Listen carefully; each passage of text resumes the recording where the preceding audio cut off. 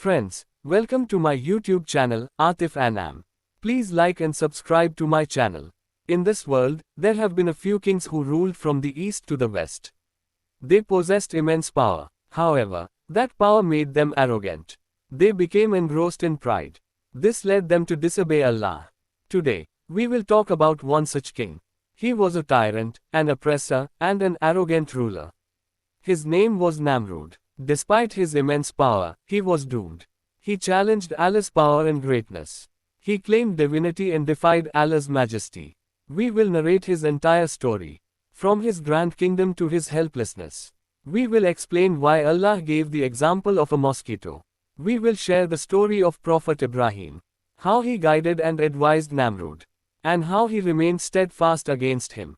We will also discuss the importance of trust and reliance on Allah. Friends, the story of King Namrood is also recorded in the Bible. He was associated with the city of Babylon. Scholars mention that Namrood ruled for 400 years.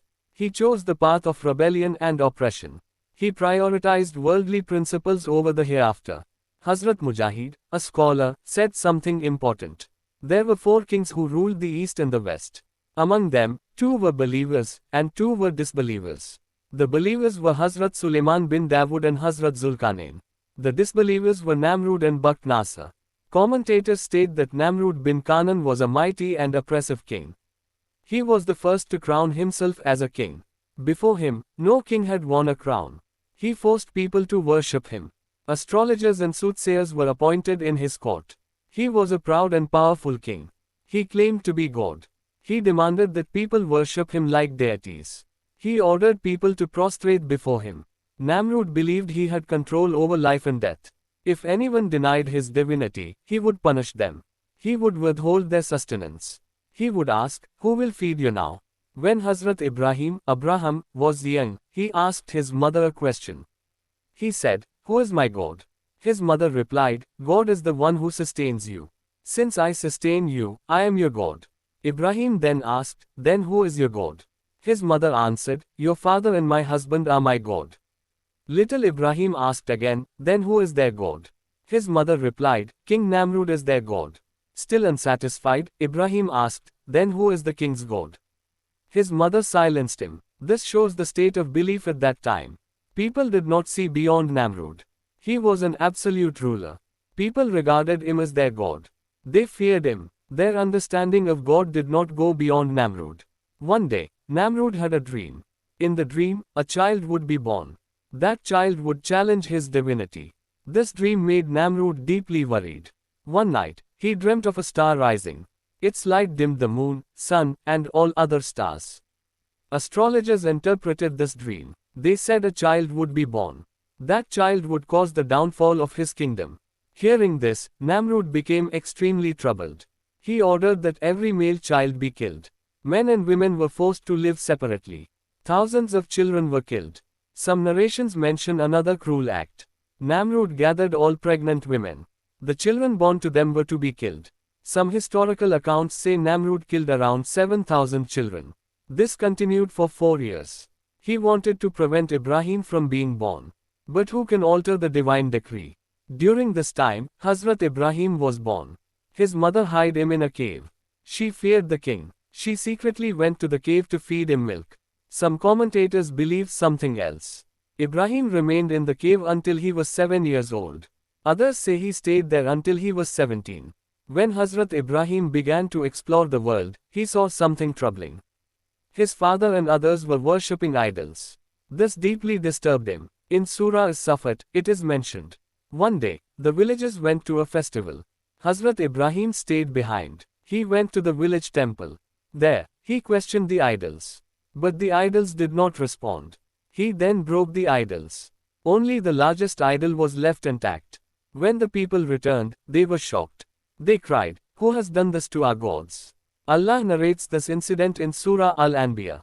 Ibrahim broke the idols into pieces, except for the largest one, so that the people would turn to it. They said, "Who has done this to our gods? Surely, he is among the wrongdoers." Some said, "We heard a young man speaking against them.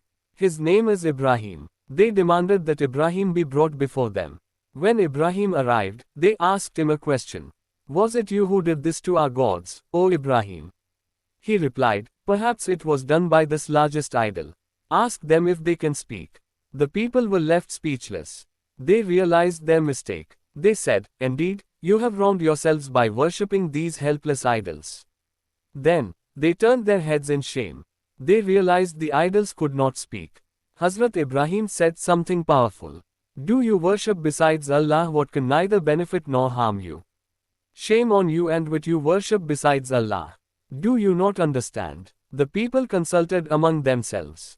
They realized a young man named Ibrahim had spoken against the idols. They questioned him. Ibrahim placed the blame on the largest idol. He had placed an axe on its shoulder. The villagers protested. How can this idol speak or act? Hazrat Ibrahim silenced them with logic. If these idols cannot speak, benefit, or harm, how can they be gods? The people had no answer. They conspired to kill Hazrat Ibrahim. They wanted to protect their gods. They also wanted to avoid further embarrassment. They decided to burn him alive. This is mentioned in Surah Al-Anbiya. They prepared a massive fire. They invited people to witness the event. They threw Hazrat Ibrahim into the fire. But Allah saved him. Allah made the fire cool and safe for Ibrahim. This foiled the plans of his enemies. Allah said, O fire, be coolness and safety for Ibrahim. After 7 days, Namrood thought the fire had extinguished.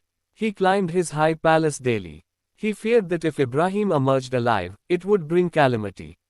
One day, Namrood looked closely from his palace. He saw something shocking. He saw a garden surrounding Ibrahim, with springs flowing. Namrood was utterly astonished. In distress, he bowed his head and said, O Ibrahim, who has created this garden for you? Ibrahim replied, this is a small sign from my Lord. Indeed, my Lord is the greatest. Hazrat Ibrahim remained in that garden for 40 or 50 days. He later said that he had never experienced such happiness in his entire life.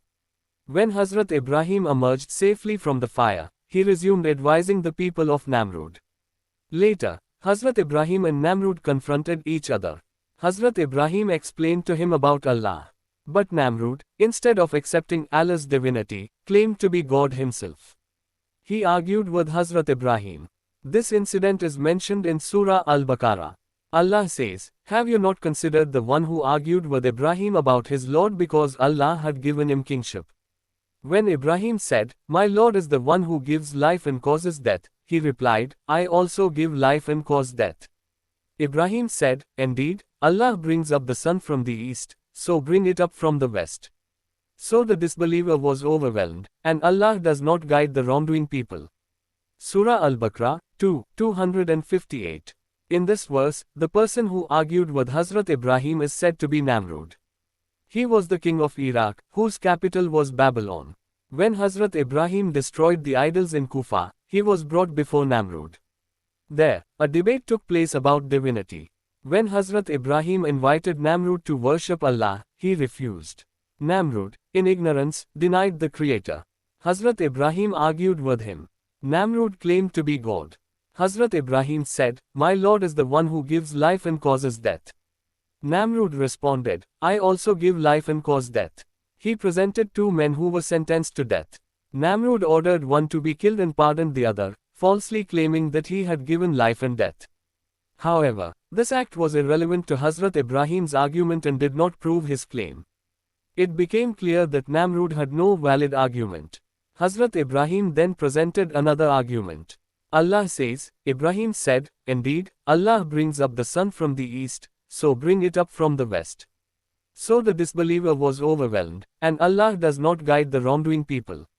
Surah Al-Baqarah, 258. Hazrat Ibrahim challenged Namrood. He said, if you are the master of life and death is your claim, then bring the sun from the west. For the one who has control over life and death can do as he wills, and no one can prevent him. If your claim is true, then prove it by doing this. Otherwise, it will be clear that your claim is false. The reality is that you know, and everyone knows, that you cannot do this. You are so powerless that you cannot even create a mosquito. In this way, Hazrat Ibrahim exposed Namrood's ignorance and helplessness. Namrood had no response left. Some narrations mention that this debate between Hazrat Ibrahim and Namrood took place the same day Ibrahim emerged from the fire. They had never met before that day. When Hazrat Ibrahim called Namrood to the path of Allah, Namrood asked for a few days' time. His minister said, "You have claimed divinity for so long, and now you are considering worshipping someone else. You are bringing shame and disgrace upon yourself." As a result, Namrood ultimately refused. He said, "I offer thousands of cows, goats, and camels in sacrifice for the sake of your Lord." Hazrat Ibrahim replied, "Sacrifices are not accepted without faith. For you, there is only hell." Hazrat Ibrahim then said, "Allah has given you such a vast kingdom, and He has sent me as a prophet to guide you. He has shown you a miracle by saving me from the fire. Yet, you persist in disbelief. Even a small army of Allah is enough to destroy you." Namrood was an arrogant king. He took great pride in his divinity and power. He said, "There is no king in the world besides me. There is no court besides mine. If the king of the heavens has an army, let him send it to fight me. We will see the spectacle of battle." Zayd bin Aslam narrated that Namrood controlled the grain supply. People would go to him to collect grain. Hazrat Ibrahim also went with others to collect grain. Before this, the two had never met. At that time, this debate took place. Namrood refused to give grain to Hazrat Ibrahim. When Hazrat Ibrahim returned, he had no grain. As he approached his home, he filled 2 sacks with soil. He thought his family would be satisfied when he returned. Upon reaching home, he placed the sacks down and went to sleep. His wife, Hazrat Sarah, went to the sacks. She found them filled with fine grain. She prepared food. When Hazrat Ibrahim woke up, he saw the food ready. He asked, "Where did this food come from?" His wife replied, "From what you brought." Hazrat Ibrahim realized that Allah had provided for them. Zayd bin Aslam narrated that Allah sent an angel to the tyrant king, inviting him to believe in Allah. Namrood refused. The angel invited him a second time, and he refused again. The angel invited him a third time, and he still refused, saying, "Gather your army, and I will gather mine." Some sources mention that Namrood attempted to reach the heavens to find and challenge Allah. He returned to earth unsuccessful. Namrood ordered the construction of a tower. It was so high that it reached the heavens. This tower became known as the Tower of Babel. Ultimately, fearing the height, he returned to earth without fighting Allah. Historical sources present various accounts of Namrud's attempt to fly to the heavens. Some mention the Tower of Babel was later destroyed by Allah's command. Some commentators believe Surah An-Nahl, verse 26, refers to this incident. In contrast, the most accurate account is that when Namrood challenged Hazrat Ibrahim, saying, "If your heavenly God has an army, let him send it to fight me." Hazrat Ibrahim prayed to Allah for help. Hazrat Jibreel came to Hazrat Ibrahim. He told him to inform Namrood to prepare his army. Allah sent an angel in human form to Namrood. The angel said, "Your God says, believe in me, and I will preserve your kingdom." Namrood replied, "Who is God? I am the only God." The angel repeated the message a second and third time, but Namrood refused each time. As a result of Namrud's rebellion, Allah sent an army of mosquitoes. They attacked Namrud's army. They consumed their flesh and blood, leaving only their bones. The mosquitoes were so numerous that they blocked the sunlight. Namrood witnessed this horrifying scene but could do nothing. Then, by Allah's will, a mosquito entered Namrud's brain through his nose. It began eating his brain. The pain drove Namrood to madness. He ordered people to hit his head with sticks to relieve the pain. When the sticks hit his head, the mosquito would stop biting. But when they stopped, the mosquito would resume. This continued for 400 years until Namrood died in disgrace and humiliation. Friends, this is the consequence of disobedience, rebellion, and challenging Allah's power. The story of Namrood teaches us that arrogance and oppression always lead to a bad end. No power can stand before Allah's might, no matter how great it may seem. Namrood considered himself God, but Allah taught him a lesson through a mosquito. Friends, if you like this story, please like and share this video.